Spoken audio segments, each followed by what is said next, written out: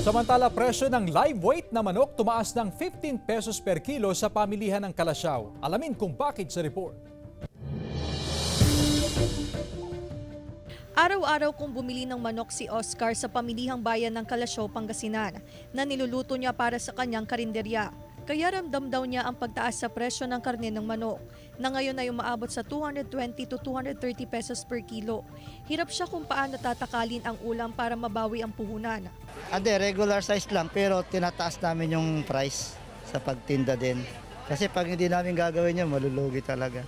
Pero maging ang mismong mga nagbebenta ng manok sa palengke, apektado rin daw ang kita.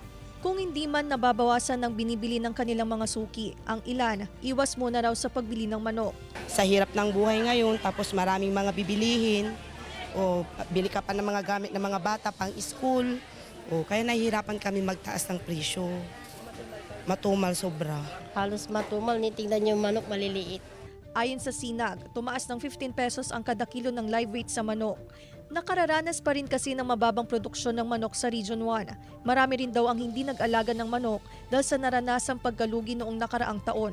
Nagbawas yung production ng mga local racer. Posible naman daw na bumaba ang presyo ng manok kung madadagdagan pa ang volume na mga pumapasok na imported na manok. Kasama si Daryl Peralta, Claire Lacanilaw Dungka, One North Central Luzon.